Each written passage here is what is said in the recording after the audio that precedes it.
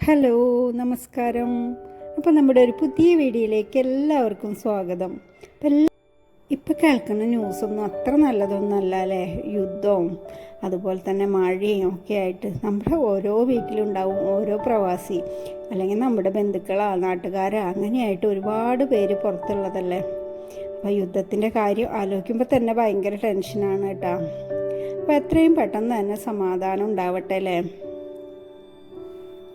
ഇന്നിപ്പോൾ ഏകദേശം 7 മണിയൊക്കെ ആവാറായിട്ടുണ്ട് കേട്ടോ. അപ്പം ഇന്നിപ്പോൾ ഡ്രൈവിങ്ങിന് കുറച്ച് നേരം വൈകി പോയാൽ മതി. അപ്പോൾ ഇച്ചിരി നേരം വൈകിട്ടാണ് എഴുന്നേറ്റുള്ളത്. ഇപ്പോൾ എഴുന്നേറ്റ് വന്നു. പിന്നെ എന്ന് വെച്ചാൽ ദോശയുടെ മാവ് ഇരിപ്പുണ്ട്, സാമ്പാറും ഇരിപ്പുണ്ട് കേട്ടോ. അപ്പോൾ പിന്നെ വലിയ പണിയൊന്നുമില്ലല്ലോ, ഒരു ഇച്ചിരി ചട്നി ഉണ്ടാക്കിയ കാര്യം കഴിഞ്ഞു, ദോശ ഉണ്ടാക്കാമല്ലോ. അപ്പോൾ ഞാൻ ഫ്രിഡ്ജിൽ നിന്ന് ദോശയുടെ മാവും സാമ്പാറൊക്കെ എടുത്തു. സാമ്പാർ ചൂടാക്കി എടുത്തു. പിന്നെ അപ്പുറത്ത് കാപ്പിക്ക് വെള്ളം വെച്ചിട്ടുണ്ട്. അതിൻ്റെ ഇടയിൽ ഞാൻ കുറച്ച് ചട്നി അരച്ചെടുത്തിട്ടുണ്ടായിരുന്നു കേട്ടോ. അപ്പോൾ അതൊന്ന് കാച്ചിയെടുക്കാനായിട്ട് പാൻ വെച്ചു. അതിലേക്ക് വെളിച്ചെണ്ണ ഒഴിച്ച് കടുക് പൊട്ടിച്ച് പിന്നെ കുറച്ച് 2 വറ്റൽമുളകും കറിവേപ്പിലും മൂപ്പിച്ച് ആ ചട്നിയും കൂടി ഒന്ന് താളിച്ചാൽ നമ്മുടെ ബ്രേക്ക്ഫാസ്റ്റൊക്കെ റെഡിയാവും കേട്ടോ. ദോശയുടെ ഇഡ്ഡലിയിലൊക്കെ മാവ് ഇരിപ്പുണ്ടെങ്കിൽ സുഖമാണ് അല്ലേ. അപ്പത്തിൻ്റെയൊക്കെ മാവ് ഇരിപ്പുണ്ടെങ്കിൽ രാവിലെ നല്ല റിലാക്സ് ആയിട്ട് എഴുന്നേറ്റ് വന്ന് സാവധാനം ഓരോന്നായി ചെയ്താൽ മതി. അല്ലെങ്കിൽ നമ്മൾ നാളികേരം എടുക്കണം, കുഴയ്ക്കണം, പരത്തണം. ഇതൊക്കെയായിട്ട് നമുക്ക് രാവിലെ എഴുന്നേറ്റ് വേഗം സ്പീഡിൽ പണികളെടുക്കണം. ഇതാകുമ്പോൾ സാവധാനം എഴുന്നേറ്റ് സാവധാനം വന്ന് ഓരോന്നോരോന്നായി ചെയ്താൽ മതിയല്ലേ. അപ്പോൾ ഞങ്ങൾ 2 ആളുള്ള കാരണം ഒരു 4 ദോശ, ഒരു 5 അല്ലെങ്കിൽ ഒരു 5 ദോശ മതി. മോനാണെങ്കിൽ ആകെ ഒരു ദോശ തിന്നുള്ളൂ, ഞാൻ 2 ചിലപ്പോൾ 3. അപ്പോൾ 4 ദോശ ഉണ്ടാക്കിയാൽ മതിയാവും കേട്ടോ. അപ്പോൾ അവനുള്ള ദോശയാണ്. അപ്പോൾ അവനിത് കഴിഞ്ഞിട്ട് വേണം പോവാനായിട്ട്. അപ്പോൾ ആദ്യം ഞാൻ അവനുള്ളത് ദോശ കൊടുത്ത് പിന്നെ അവൻ പോയി കഴിഞ്ഞിട്ട് സാവധാനം കഴിക്കാമെന്ന് വിചാരിച്ചു. അപ്പോൾ അവനുള്ള ദോശനെ ഉണ്ടാക്കണത് കേട്ടോ. ഇന്നിപ്പോൾ അതുപോലെ തന്നെ മീനും ഇരിപ്പുണ്ട്. കുറച്ച് മീനൊക്കെ ക്ലീൻ ചെയ്ത് വെച്ചുള്ളതാണ്. അപ്പോൾ അതൊന്ന് മസാല പുരട്ടി വറുത്തെടുത്താൽ അപ്പോൾ പച്ചക്കറി ഉണ്ടാക്കാമെന്നാണ് ഞാൻ ഇന്ന് പ്ലാൻ ചെയ്തുള്ളത് കേട്ടോ. അപ്പോൾ ചട്നിയും ദോശയും ചട്നിയും സാമ്പാറും അതുപോലെ കട്ടനും ഇട്ടിട്ടുണ്ട്. അപ്പോൾ അതും അവന് കൊടുക്കണം കേട്ടോ. അപ്പോൾ മോനുള്ള ബ്രേക്ക്ഫാസ്റ്റ് കൊടുത്തു. പിന്നെ ബാക്കിയുള്ള സാമ്പാറൊക്കെ ഞാനൊരു ബൗളിലാക്കി വെക്കുകയാണ്. എനിക്കാണെങ്കിൽ കറിയൊക്കെ ഉണ്ടാക്കി കഴിഞ്ഞാൽ അതൊക്കെ ഓരോ ബൗളിലാക്കിയിട്ട് നമ്മൾ കറി വെച്ച പാത്രമൊക്കെ അത് കഴുകി എടുത്താലേ ഒരു സമാധാനം ഉണ്ടാവുള്ളൂ. അല്ലെങ്കിൽ ആ കറി അതിൽ തന്നെ ഇരുന്ന് പിന്നെ ചിലപ്പോൾ പിറ്റേ ദിവസം അല്ലെങ്കിൽ വൈകുന്നേരം ആകുമ്പോൾ കുറേ പാത്രങ്ങളാവും. അതിനായിട്ട് നല്ലത് അപ്പം അത് ഓരോ ബൗളിലേക്ക് ഒഴിച്ച് അത് മേശപ്പുറത്തേക്ക് വെച്ച് കഴിഞ്ഞാൽ, അല്ലെങ്കിൽ നമുക്ക് ഫ്രിഡ്ജിൽ വെക്കുകയാണെങ്കിൽ പകുതി എടുത്ത് ഫ്രിഡ്ജിൽ വെക്കുകയാണെങ്കിൽ ഒക്കെ റെഡിയാക്കി എടുത്ത് ആ പാത്രം അങ്ങോട്ട് കഴുകി വെച്ചാൽ ഒരു സമാധാനം ഉണ്ടാവുള്ളൂ കേട്ടോ. അപ്പോൾ മോന് ഭക്ഷണമൊക്കെ കൊടുത്തു. അവൻ പോയി. അപ്പോൾ ഗേറ്റ് തുറന്നിട്ടുണ്ടായിരുന്നില്ലെന്ന്. അപ്പോൾ അവൻ പോകുമ്പോൾ ഗേറ്റ് തുറന്നതിൻ്റെ ചാവി തന്ന് അവൻ ഡ്രൈവിങ്ങിന് പോയി. ഞാൻ തിരിച്ചിങ്ങോട്ടും വന്നു കേട്ടോ. അപ്പോൾ കുറച്ച് ദിവസമായി ഈ പേര നിറച്ച് പേരയ്ക്ക് ഉണ്ടാവും കേട്ടോ. പക്ഷെ ഒരൊറ്റെണ്ണം പോലും കിട്ടില്ല. താഴത്ത് വല്ലപ്പോഴൊക്കെ ഉണ്ടാവുള്ളൂ. അപ്പോൾ അത് ഞാൻ പൊട്ടിച്ചെടുക്കും കേട്ടോ. അപ്പോൾ നമ്മൾ രാവിലെയൊക്കെ വന്നു കഴിഞ്ഞാൽ താഴത്ത് വീണ് കിടക്കണ കാണാം. പക്ഷെ അത് കഴിക്കാനായിട്ട് പറ്റൂല. എന്തെങ്കിലും കൊത്തിയുണ്ടോയെന്ന് അറിയില്ലല്ലോ. അപ്പോൾ ഞാൻ ഇപ്പോൾ നോക്കിയപ്പോൾ പേരയ്ക്ക് നിൽക്കണ്ടായിരുന്നു കേട്ടോ. അപ്പോൾ അത് ഞാൻ പൊട്ടിച്ചെടുത്തു. പേര ഇവിടുത്തെയല്ല, പേര ചേട്ടൻ്റെ വീട്ടിലാണ്. പക്ഷേ കൊമ്പ് മുഴുവൻ ഇങ്ങടാണ്. അപ്പോൾ പഴുത്തിട്ട് നല്ല പഴുത്തത് താഴത്തൊക്കെ ഉണ്ടാകുമ്പോൾ ഞാൻ പൊട്ടിക്കാറുണ്ട് കേട്ടോ. നല്ല നാടൻ പേരയ്ക്ക നല്ല ടേസ്റ്റാണ് കേട്ടോ കഴിക്കാനായിട്ട്. പിന്നെ എൻ്റെ ബ്രേക്ക്ഫാസ്റ്റിന് പേരയ്ക്കും കൂടി ഉണ്ട് കേട്ടോ.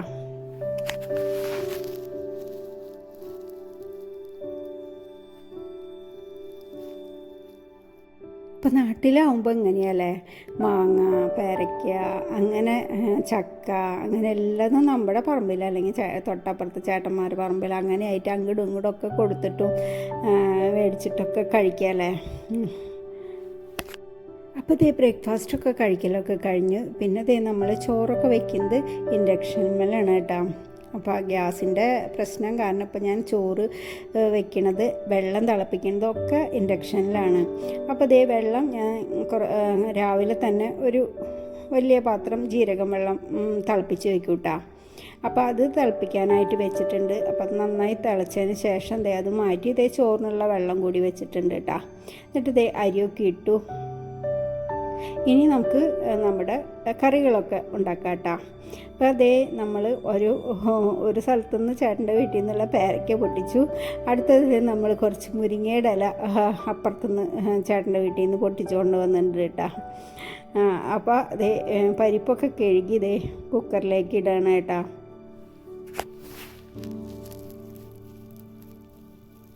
ഇപ്പം നമ്മൾ യു എയിലുള്ളപ്പോൾ 5 ദിറംസാണ് ഒരു കെട്ട് മുരിങ്ങയുടെ ഇല വാങ്ങിക്കാനിട്ടാ. അപ്പം അത് ഇല വാങ്ങിച്ച് ഞാൻ 1-2 വട്ടമായിട്ടാണ് കറി വയ്ക്കുക കേട്ടോ. എന്നുവെച്ചാൽ നമ്മുടെ പോലെ ഇപ്പോൾ ഫ്രഷ് ആയിട്ടുള്ളതൊന്നും ആവില്ല, ചിലപ്പോൾ നന്നായിട്ട് വാടിയിട്ടും അതിൻ്റെ ഉള്ളിൽ നാശമായിട്ടൊക്കെ ഉണ്ടാവും കേട്ടോ. എന്നാലും നമ്മൾ മുരിങ്ങയുടെ ഇലയെന്ന് വിചാരിച്ചിട്ട് നന്നായിട്ട് അങ്ങനെ നല്ല ഇലകൾ മാത്രം എടുത്ത് കഴുകി വൃത്തിയായിട്ട് കറി വയ്ക്കുക കേട്ടോ.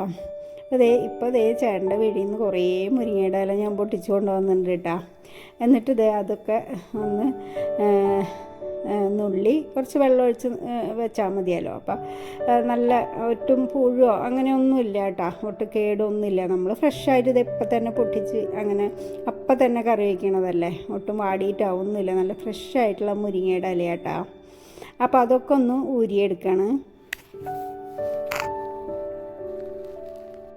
അപ്പം ഞാൻ ചേട്ടനോട് പറയാറുണ്ട്, ഇവിടെ വന്നേ പിന്നെ പച്ചമുളക്, കറിവേപ്പില, അതുപോലെ തന്നെ പപ്പായ, പേരയ്ക്ക, ഇതൊന്നും നമ്മൾ പുറത്തുനിന്ന് വാങ്ങിച്ചിട്ടില്ല കേട്ടോ. മാങ്ങ ഇതൊക്കെ നമ്മുടെ വീട്ടിലുണ്ട്. പിന്നെ ചേട്ടന്മാരുടെ വീട്ടിൽ നിന്ന് അല്ലെങ്കിൽ വീട്ടിൽ നിന്ന്, എൻ്റെ വീട്ടിൽ നിന്ന്, അല്ലെങ്കിൽ എൻ്റെ ചേച്ചി, അങ്ങനെ ഓരോരുത്തരായിട്ട് ഓരോ സാധനങ്ങൾ ഇങ്ങനെ ചക്ക, അങ്ങനെ ഓരോ ദിവസമായിട്ട് ഓരോ സാധനങ്ങൾ ഓരോരുത്തർ കൊണ്ടുവരും കേട്ടോ.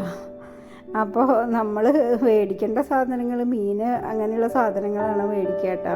അതുപോലെ സവാള, ചെറിയുള്ളി അങ്ങനെയുള്ളതൊക്കെ മേടിക്കും. അതല്ല, ഇങ്ങനത്തെ കുറേ സാധനങ്ങൾ ഞങ്ങൾക്കാണെങ്കിൽ നാടൻ ഇങ്ങനത്തെ കറികളൊക്കെ ഒരുപാട് ഇഷ്ടമാണ് കേട്ടോ.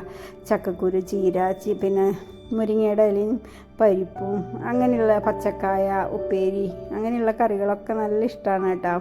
അപ്പോൾ നമുക്കിവിടെ വന്നേ പിന്നെ അതിനൊന്നും ഒരു ക്ഷാമമില്ല. ചക്ക കൂട്ടാൻ ഒക്കെ ഇങ്ങനെ ഓരോ സ്ഥലത്തു നിന്നായിട്ട് കൊണ്ടുവരാറുണ്ട് കേട്ടോ.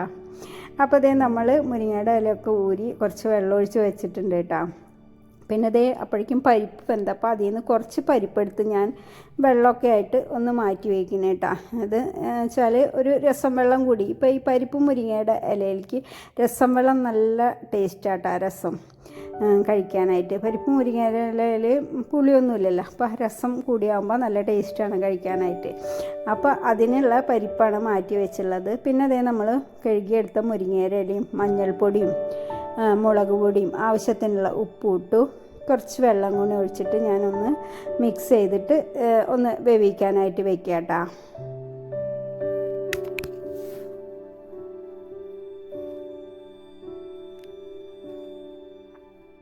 അപ്പോൾ അതൊന്ന് വെന്ത് വരുമ്പോഴേക്കും അതിലേക്കുള്ള നാളികേരം ഒന്ന് അരച്ചെടുക്കാം കേട്ടോ.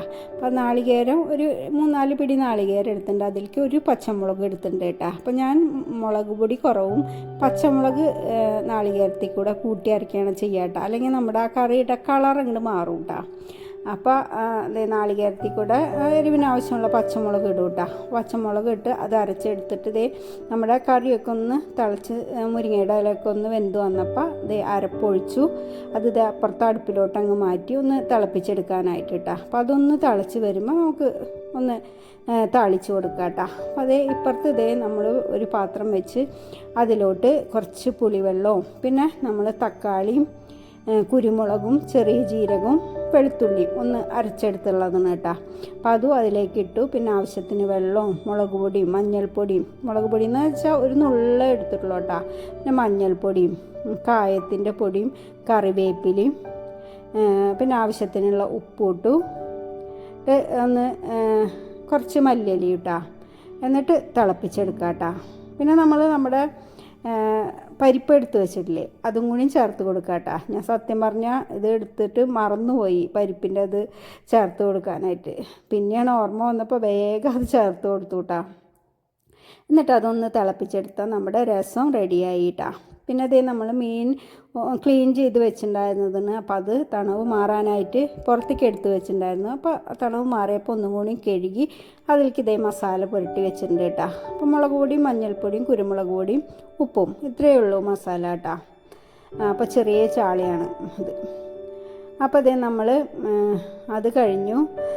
പിന്നെ അതേ കാച്ചിയെടുക്കാനായിട്ട് നമ്മൾ ഒരു പാൻ വെച്ച് അതിലേക്ക് കുറച്ച് വെളിച്ചെണ്ണ ഒഴിച്ച് നമുക്ക് ഒന്ന് കാച്ചിയെടുക്കാം കേട്ടോ. അപ്പോൾ ഞാൻ കുക്കറിൽ നിന്ന് അതൊരു വേറെ ബൗളിലോട്ട് മാറ്റിയിട്ടാണ്. എന്നിട്ട് ഒന്ന് കുക്കർ കഴുകാനായിട്ട് വെച്ചിട്ടുണ്ട് കേട്ടോ.